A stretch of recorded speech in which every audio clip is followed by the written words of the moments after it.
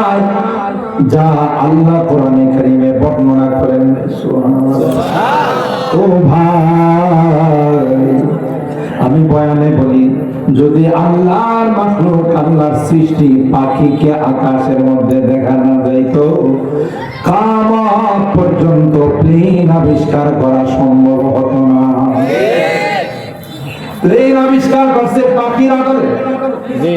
দুইটা ডানা আছে না নাই? পিছনে দিয়া লেজ আছে না নাই? সামনে দিয়া পাখির মুখের মতো চোগা আছে না নাই? চিকন আছে না নাই? ঠিক বড় বড় স্টিমার কোন এক দেশ থেকে আরেক দেশে কোটি কোটি টন মাল নিয়ে ভ্রমণ করে। স্টিমার গুলো দেখবেন নদীর বড় বড়, সাগরের বড় বড় মাছেরা ধরে বানাইছে। কথা কয় মাথাটা মাছের মতো, কারণ এরা জানে আল্লাহ যে জিনিসগুলো সাগরে বানাইছে তার নমুনা যদি ফলো না করা হয়, সাগরে চলার মতো কোনো বস্তু হবে না। এই যে মোবাইল গুলো আবিষ্কার করেছে বৈজ্ঞানিকরা, যদি আল্লাহর সৃষ্টিকে ফলো না করতো মোবাইল বানাইতে পারত। দেখবেন কাঁঠালের মৌসুমে, আমের মৌসুমে আপনার বাড়িতে একদল মাছি আসে। ওই মাছিগুলো আগেও দেখা যায় না, পরেও দেখা যায়। মাছিগুলোর মাথার মধ্যে দেখবেন লাল এন্টিনা। আল্লামা কামালউদ্দিন দামিরি রাহমাতুল্লাহি আলাইহি হায়াতুল হাইওয়ান নামক কিতাবের মধ্যে লিখে, যখন কোথাও কোনো কাঁঠাল ভাঙা হয়, আম কাটা হয়, ওই মাছিগুলো হাজার হাজার মাইল দূরে থাকে, সাথে সাথে তার এন্টিনায় মেসেজ চলে যায়। কার বাড়িতে কোন জায়গাতে কত নাম্বার লাইনে কত নাম্বার রুটে নাম ডাক সহ এসএমএস চলে যাও। মানিকগঞ্জ সদরে আইসা ট্রাফিকের জিজ্ঞাসা করে, আমি যদি পড়া যাইতে চাই তাইলে স্যার কোন দিক দিয়া গেলে সুবিধা হবে? জিজ্ঞাসা করে আল্লাহ কয় না না, আমার ভার্সিটি থেকে শিক্ষা দিয়েছি, দুর্বল শিক্ষা নয়, সোজা এসএমএস পায় আপনার ঘরের ভিতরে ঢুকে যান। আসার পরে দেখবেন গুনগুন করে কিছু গান গায়। আসলে গান নয়, আপনি বারবার কাঁঠাল থেকে তাকে হাত দিয়া পান, ফু দিয়ে কোনো কিছু দিয়ে পান, আর এটা গুনগুন করে কর মানিয়া নামান নাই তেরা মেহমান। তুমি মানো আর না মানো, আমি তোমার এলাকার না, আমি কিন্তু আল্লাহ আমারে পাঠাইছি। তুমি ইঞ্জিনিয়ার হয়ে বাহাদুরি করো, এফসিপিএস এফআরসিএস ডাক্তার হয়ে তুমি বাহাদুরি করো, জঙ্গলে হাজার হাজার ডাক্তার আল্লাহ ছেড়ে দিয়েছেন। সুবহানাল্লাহ। জিওগ্রাফিতে যুবক খারাপ কিছুতে ঢুকো না, জঙ্গলে ঢুকো, দেখবা আল্লাহর কুদরতি কারিশমা দেখা যায়। হিংস্র জানোয়ার সিংহ জঙ্গলের রাজা, হরিণের বাচ্চাটা যদি তার সামনে পড়ে যায় তার গায়ে দাঁত বসায়, কথা কয় খাওয়ার জন্য থাবা মারছে, কিন্তু যখন একটা মায়া আসলে আওয়াজ দেওয়া শুরু করছে, গায়ে দাঁত বসায় না, বরং উল্টা তার নিয়ে আদর করতে থাকে। অথচ তার কাজ হইল পাইলি খাওয়া। কথা কয় একটা হিংস্র জানোয়ারের মায়া আছে, দয়া আছে না, না এই বাচ্চাটা মাসুম, তার কোনো অপরাধ নাই, কেন তার উপর আমি আক্রমণ করব? কিন্তু ইসরায়েলের হায়নার বাচ্চাদের এই মায়াটুকু পর্যন্ত না। আমার ফিলিস্তিনের মুসলমান ছোট ছোট বাচ্চাদেরকে, মাসুম দুধের শিশুদেরকে বোম মেরে হত্যা করে না, কথা বলেন ঠিক কিনা? গোটা শরীর রক্তাক্ত করে ফেলে। ওই হায়না তার হিংসের দল, তাদের মা পর্যন্ত লাগে না। হায় হায়, এমন ছোট বাচ্চাটা কি জন্য হত্যা করে? এ হারামজাদার দল, আন্তর্জাতিক যুদ্ধ আইনে আছে কোন নারী আর বাচ্চাদের উপর আক্রমণ করা যাবে না। কথা বলেন ঠিক কিনা? আর ভাইরা, ওই জঙ্গলের মধ্যে দেখবেন সাপ আর বিষাক্ত বিধির মধ্যে শক্ত লড়াই হয়। এই জন্য আমরা বাংলাতে অনেক সময় বলি তার দুইজনের মধ্যে সাপে আর বিধির সম্পর্ক। সম্পর্ক যদি খারাপ হয় তখন আমরা বলি দুইজনের মধ্যে সাপে বিধির সম্পর্ক। সাপ যদি বিধিকে দেখে মনে করে আমার আজরাইল এসে গেছে, আর বিধি যতক্ষণ পর্যন্ত সাপকে বধ না করবে ততক্ষণ পর্যন্ত তার পিছু ছাড়বে। আমি নিজে অনেকবার দেখেছি বিষাক্ত সাপ, নাম করা বিষাক্ত সাপ বিধি দেখলেই তার উপর আক্রমণ করে। সাপ বারবার ওই বিধির উপর চুবল বসায়। তাই তো অনেক সময় আমরা ইলেকট্রনিক্স মিডিয়ায়, প্রিন্টিং মিডিয়ায় পাই আফ্রিকার জঙ্গলে সাপের কামড় খায়া 10টা বেজি মারা গেছে।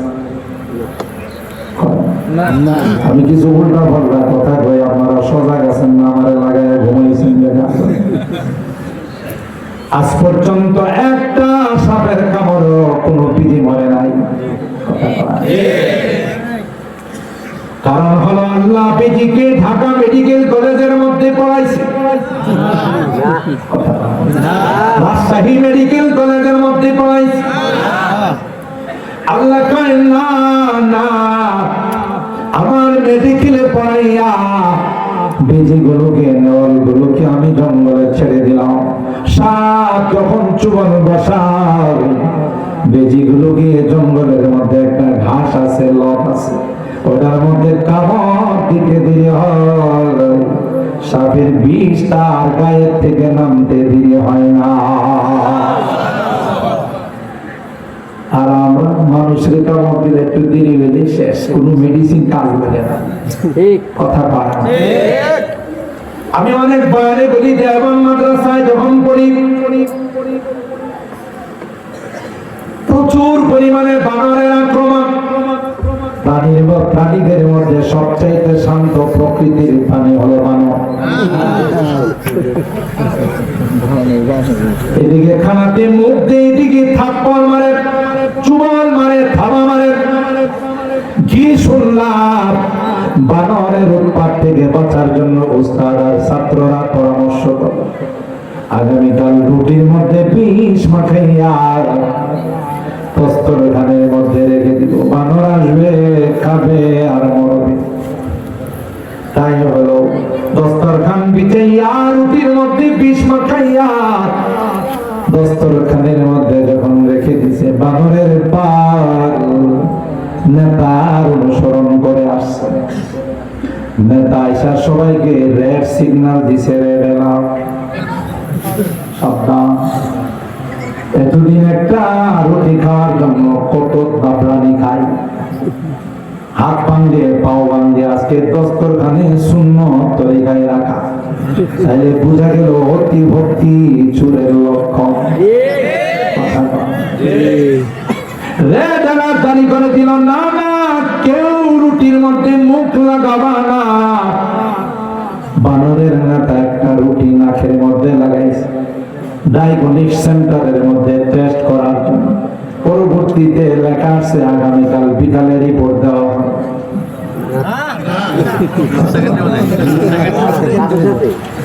মুহূর্তের মধ্যে ডায়াগনস্টিক সেন্টারের মধ্যে রুটি পরীক্ষা করে তার রেজাল্ট বাইর হয়ে গেল, রিপোর্ট চলে আসলো। আর সবাইকে বলে দিল, না না, এই রুটিগুলোর মধ্যে বিষ মাখানো আছে।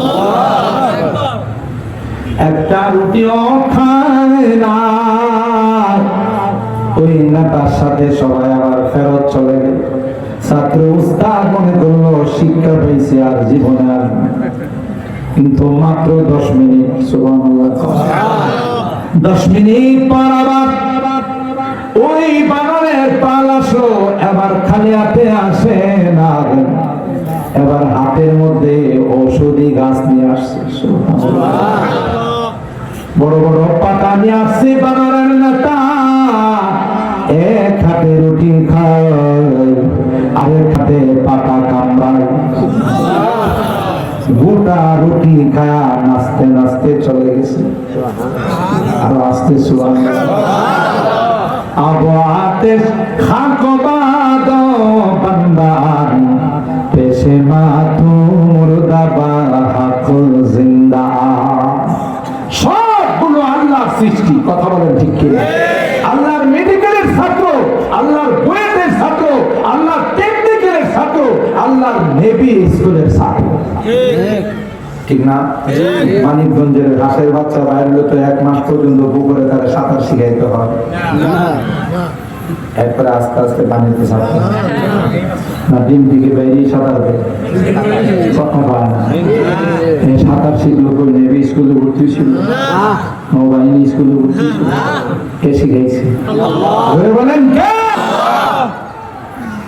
হযরত মুসা কালিমুল্লাহ আন্তর্জাতিক সন্ত্রাস, বিশ্ব সন্ত্রাস ফেরাউন কি বলেছিল? ক্বালা রাব্বুনাল্লাযী আতা কুল্লা শাইইন খালকাহু সুম্মা হাদা। এ ফেরাউন, তুমি আমার রবের পরিচয় জিজ্ঞাসা, আমার রব আর কেন নয়, যিনি সব কিছু বানাইছেন, দুনিয়াতে চলার জন্য যা যা দরকার তার ভার্সিটি থেকে শিক্ষা দিয়ে দুনিয়াতে পাঠাইছে।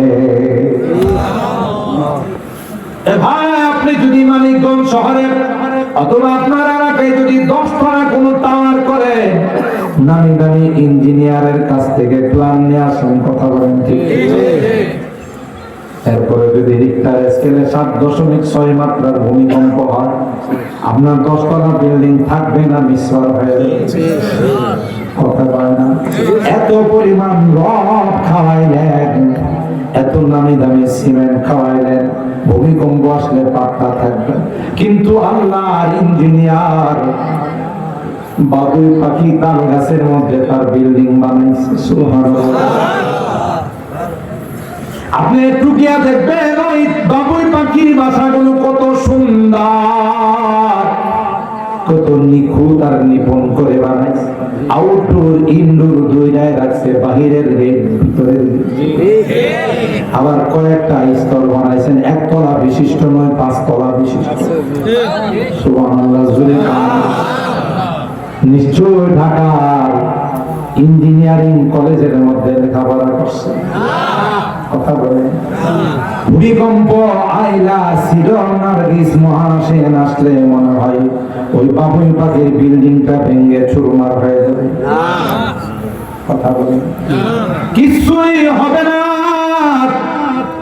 আল্লাহ বলেন, হে ইঞ্জিনিয়ার, তুমি কিসের বাহাদুরি করো? দেখো বাবুই পাখি আমার ইঞ্জিনিয়ার কত সুন্দর করে বাসা বানাচ্ছে। বাসার ইঞ্জিনিয়ারকে যদি আপনি পাইলিং করবেন কিনা যদি বলেন, একটু টেস্ট করে রেজাল্ট দেন, সয়েল টেস্ট বলে এটা, 1 মাস পরে বলবে যে না, পাইলিং না হলেও চলবে। কয় মাস সময়? আল্লাহর পয়গম্বর হযরত সুলাইমান আলাইহিস সালামের সঙ্গে একজন ওয়াসার ইঞ্জিনিয়ার সব সময় থাকতো, ওই ইঞ্জিনিয়ারের নাম হলো হুদহুদ। সুবহানাল্লাহ। আল্লাহ কোরআনের মধ্যে বলেন, ওয়াফাকাদাত তাইরা ফাকালা মা লিয়া লা আরাল হুদহুদ আম কানা মিনাল গায়িবিন। একদিন সফরে বের হলেন, ইঞ্জিনিয়ার সব নাই। সুলাইমান পয়গম্বর কয়, আমার ইঞ্জিনিয়ার গেল কোথায়? সুবহানাল্লাহ। আপনাদের মনে কষ্ট হচ্ছে? ও ভাই, শুধু কোরআনের বিজ্ঞান বোঝার জন্য বললাম। কোরআনে আল্লাহ বিজ্ঞান দিয়ে পরিপূর্ণ করে রেখেছেন, আমরা তালাশ করে পাই না, কথা বলেন। হঠাৎ করে যখন ওয়াসার ইঞ্জিনিয়ারকে পাওয়া যাচ্ছে না, সুলাইমান পয়গম্বর রাগান্বিত হয়ে বললেন, লা উআযিবান্নাকু আযাবান শাদীদা আও লা আযবাহান্নাহু আও লা ইয়াতিয়ান্নি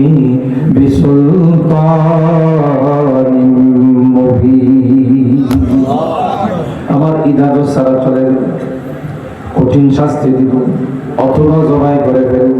উপযুক্ত প্রমাণ যদি পেশ করতে পারে তাকে বেকসুর খালাস করে। فمكث غير بعيد فقال أحطت بما لم تحط به وجئتك من سبأ بنبأ يقين। কিছুক্ষণ পরে হুদহুদ পাখি জাহাপনার কাছে সালাম দিয়া বিনয়ের সাথে বললেন, মাফ করে দিন, আপনার অনুমতি ছাড়া আমি অনেক দূরে চলে গিয়েছিলাম, দেশটার নাম হলো সাবা। কোন দেশে? দেখি গল্প না কোরআনের কথা, জোরে বলেন। বুঝার জন্য আল্লাহ কোরআনের মধ্যে এগুলো বর্ণনা করেছেন। কারে ওখান থেকে এক আশ্চর্যজনক খবর নিয়ে আসলাম, ইন্নী ওয়াজাদতু ইমরাআতান তামলিকুহুম ওয়া উতিয়াত মিন কুল্লি শাইইন ওয়া লাহা আরশুন আযীম। হুজুর, আমরা তো জানি আপনি গোটা বিশ্বের বাদশা, কিন্তু সাবা দেশের বাদশা আপনি নয়। সাবা দেশের বাদশা হলো একজন মহিলা, তার নাম হলো বিলকিস। তবে আল্লাহ পাক এমন কোন জিনিস নাই যা তাকে দেয় নাই, সব রকমের জিনিস তাকে দেওয়া হয়েছে। তার একটা বিশাল সিংহাসন আছে, ওয়ালাহা আরশুন আযীম। কোরআনে আল্লাহ বলেন আরশে আযীম তাকে বলেন কত বড় সিংহাসন। তবে দুঃখজনক হলো সত্য, ওয়াজাদতুহা ওয়া কওমাহা ইয়াসজুদুনা লিশ-শামসি মিন দুনিল্লাহ ওয়া যায়্যানা লাহুমুশ শাইতানু আ'মালাহুম ফাসাদ্দাহুম আনিস সাবিল ফাহুম লা ইয়াহতাদুন। এরা আল্লাহরে সিজদা করে না, সূর্যরে পূজা করে। এই বিলকিস রানী তার সম্প্রদায় আল্লাহকে সিজদা করে না, তারা সূর্যের পূজা করে। আমার ভাইরা, তখন সুলাইমান পয়গম্বর বললেন, এমন একটা আশ্চর্যজনক খবর দেওয়ার জন্য আমি তোমাকে বেকসুর খালাস করে দিলাম।